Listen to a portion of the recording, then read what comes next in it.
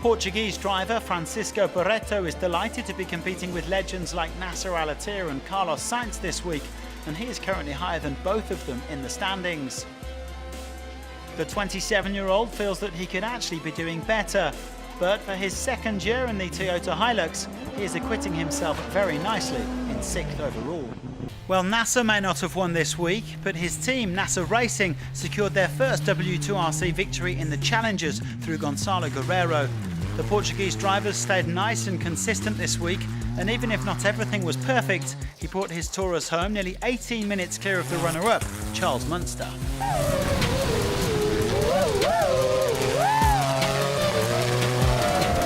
Feeling very good. 37 and then 15 seconds at kilometre 96. It was an absolute nail-biter.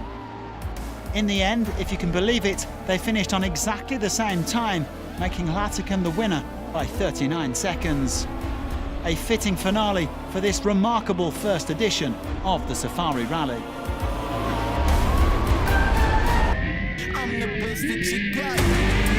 Matthias Ekström found that slipstream because he was the quickest Ford driver for the second day running. The Swede enjoyed the early scenery in the mountains, but said he was a bit too careful in his bid to avoid punctures. He was still second though, so did he get his tactics right by setting off behind his teammates? I don't know where is the right place to start. Sometimes you think further back you're better. Alexander Pinto had a solid day in the SSVs, even if he didn't quite do enough to land the stage victory, the Portuguese driver coming in second. He and co-driver Bernardo Oliveira were the leading pair in the W2RC though, and with plenty of local support, they're determined to increase their overall lead during this home leg. Feels good. Pau Navarro secured overall victory in the Challengers.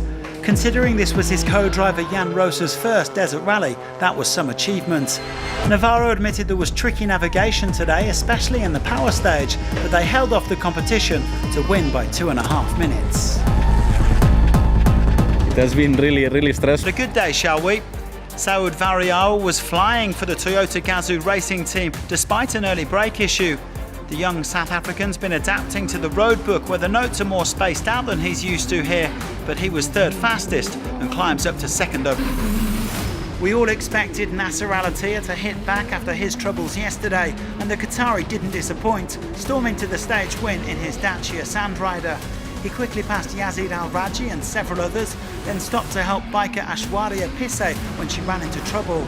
A tough day, but he still beat Roma by 1.5 minutes, climbing to 7th overall, and Nasser knows that anything is still possible.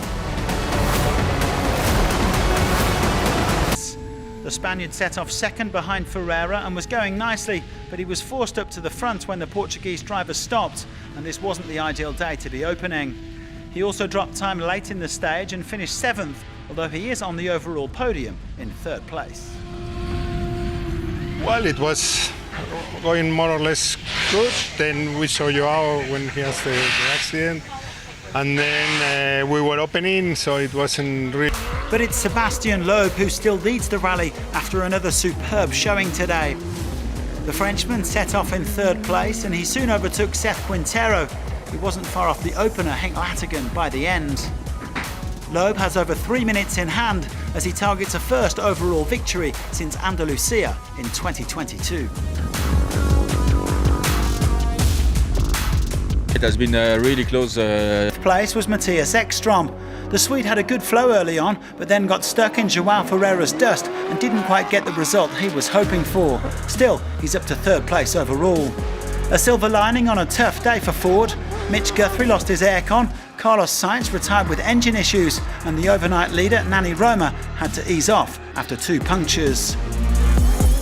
And how about today's stage victory? Well, it appeared to be going to Guillaume de Mévius, who did a brilliant job in the X-Raid Mini.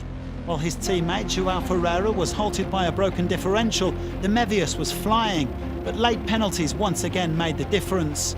2 minutes for a missed waypoint, and he had to settle for 3rd. Now here's a name to remember, Jayden Els, who was right up at the business end today in 4th place, despite running into a bit of trouble. The 20-year-old's a precocious talent, and he set his sights on the Dakar. Based on today's performance, he is definitely one to watch. I think our draw. Everyone was surprised that I drew so far back at the... Too much about Martin Prokop this week, but the Czech privateer has been his usual consistent self in or around the top 10. He got his car, Shrek, safely through the marathon despite gearbox and braking issues. He only trails the leader now by 4.5 minutes. He is lying in 9th place overall.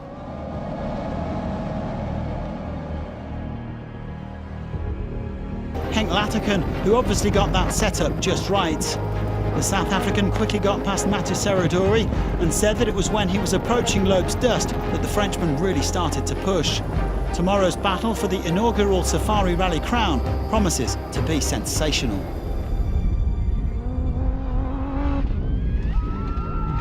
Overall, quite happy with the result. Now it's a flat-out battle tomorrow. It's as good as... While the fight for the win raged on further back, Yassir Sayedin took another stage victory, ruining those problems on stage 3. Had he not lost that 30 minutes, he too would have been right in the fight.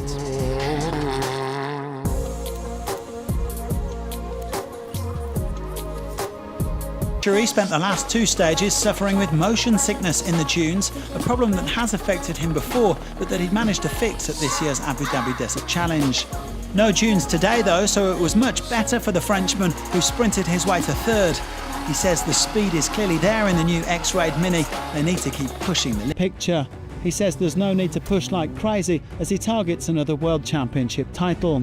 He and his co-driver, Edouard Boulanger, ran into a few problems, including a blocked exhaust pipe and some punctures, so they did pretty well to only drop 1 minute and 9 seconds today on the winners.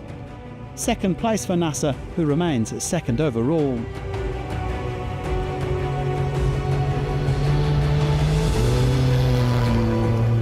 Well, this rally also holds special significance for Sebastian Halpern, a 2-time winner in the cars.